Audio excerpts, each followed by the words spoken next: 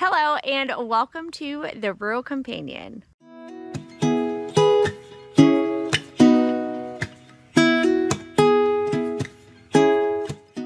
Today's video is a garden tour. We are here in my beautiful, lovely garden. It is a perfect Oklahoma summer morning. It is warm out, but not as hot as it has been. We are about to experience some cooler than normal temperatures, which is fabulous because we have been hovering in the hundreds or just below for over the past week. It has been scorching, and I'm not even joking, like melting when you first walk outside within a couple minutes. Now today I am bringing you up here because we haven't come to the garden in a while and so much is blooming. It is absolutely gorgeous up here and I cannot wait to share this all with you. Let's go. Now in this first row here I have two apple trees that are still a couple years old or young, so they haven't started producing yet. I have various herb planters full of herbs, lots of basil, holy basil, lime basil, varieties of basil that I love. We have some borage as well as parsley, maybe dill. I can't exactly remember all that I have growing. Thyme. Yeah, I think that's about it right now. Of course, we also have some elderberries growing in between the apple trees. I am not even joking this year when I say that the elderberries have finally taken off. I bought them several years ago and I will link that video right up here. But when I bought the elderberry plants, they were no more than about a foot high. I put them in the ground, wasn't sure what would happen, and they have literally taken over my garden space. So this first row of elderberry plants that I have are more of your medicinal style of elderberries. Both plants are native to Oklahoma. The other patch, and I'll take you over there in a moment, the other patch of elderberries that I have are more of your sweeter variety. Now, neither of them are terribly sweet. Of course, you still need to sweeten them, and I prefer to use honey or maple syrup to sweeten. However you go about it, they make a great addition to a homestead garden. Now, this is that second row of elderberry plants that I have. Here we have on either end two peach trees. One is struggling, and I believe it's just because I haven't pruned it well over the years, and hopefully we can get the hang of that for next year so that we can actually get some peaches off of it. Of course, they did bloom just before our last freeze, so all of the flowers died anyway. The second peach tree that I have down towards the end, that one is one that I put in the same time that I put in the apple trees, so it is a little newer, and I'm hopeful that in the next year or two we should be able to get some peaches off of it. Now let me show you these elderberry plants because they are insane. Now, I don't know if you can fully grasp how big these elderberry plants have gotten over the past few years.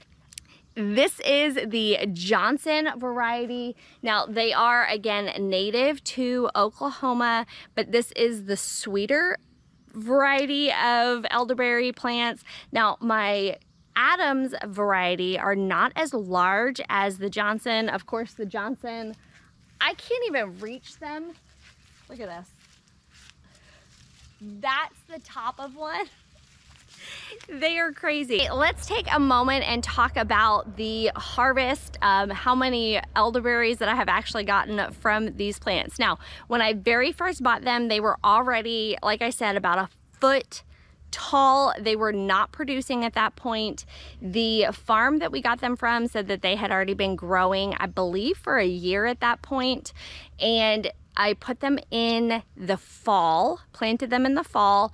That following summer, we did get a very small harvest, probably about a cup's worth from the 6 plants that I had put in. The following year, so last year, I got about 4 cups. And this year I am predicting maybe 8 to 12 cups of elderberries. I have a tremendous amount of berries growing, and of course that just does depend on what happens over the next month or so. I do see a couple of the Adams variety already starting to get dark. Most of them are still in the green stage. Of course, elderberries don't get terribly big, so we probably have another maybe month or so before we can start harvesting them. Beside the peach tree, I do have a bunch of herb planters. We have some sage, rosemary, oregano, and let's take a look at those.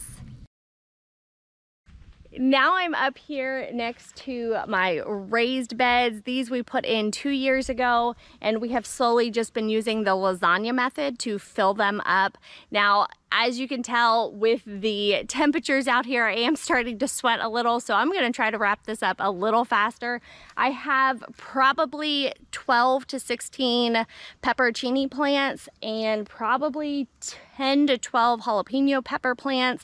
In this bed, I have a couple of sweet varieties, so like a mini sweet pepper as well as a larger bell pepper, maybe 2 habanero plants, and I believe an ancho pepper. And then interspersed in all of the pepper plants, I have a bunch of holy basil or tulsi and regular basil. Now, both of these I just absolutely love. The tulsi or holy basil is fantastic for medicinal purposes, so I like to make a fresh tea out of that.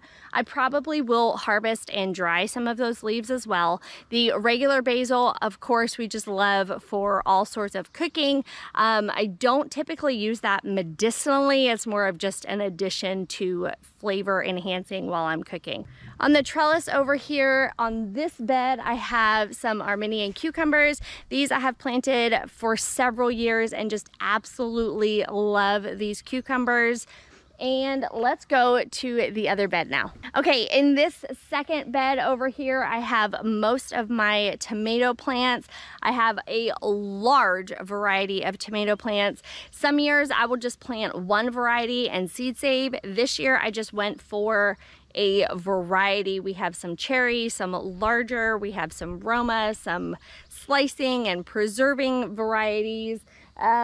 And I just got the Annie's mix, which I'll link that right up here so you can see which seeds I got for each of these. Towards the end of this planter bed, I do have some red okra. Now, it tastes and cooks up just the same as green okra, but it's just beautiful. I think more so than just the standard green okra.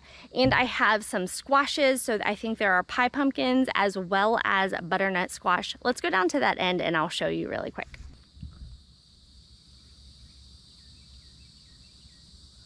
I forgot to mention that I also have a couple eggplant in here, and here you go.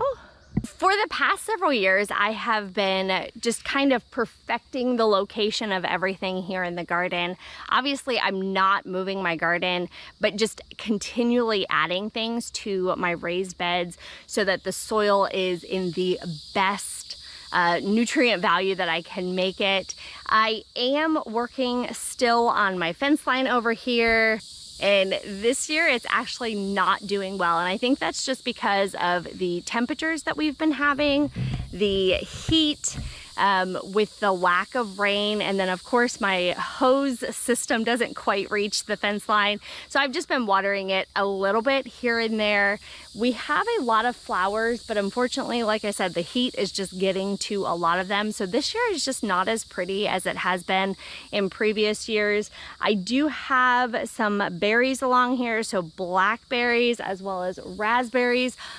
All 3 of my blueberry bushes died. I'm not sure what happened. It does seem that it was top down versus bottom up.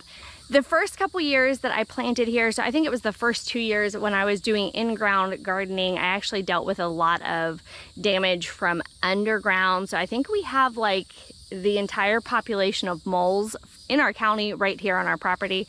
And so at first I thought that's what was happening to the blueberries, but I realized upon further looking, I actually still have all of the stems that came from the roots, and it looks like something is eating it from the top down. Now, I have experienced roly-poly bugs eating my plants before, and I'm curious if it's that or maybe a rabbit type of thing. I just don't know. So if you have tips on growing blueberries, I would love to hear from you. I think I'm going to copy a friend's method and put them in the large container, the cattle feed containers, and try amending the soil and see if that gets them going for next year. Thank you so much for joining me this morning here in my garden. I am excited to continue to show you over the next couple months how things grow and produce. And hopefully in the next week or so, I should begin harvesting a ton of veggies, rather fruit here from the garden, and I will be bringing you guys along for that because I think that is probably the best benefit to gardening. Of course, there are so many things from being outside in nature as well as using your physical body, but harvesting the produce is absolutely my favorite part of gardening. Preserving it, eating it is just so good. So thanks again for watching. I'll see you next time. Goodbye.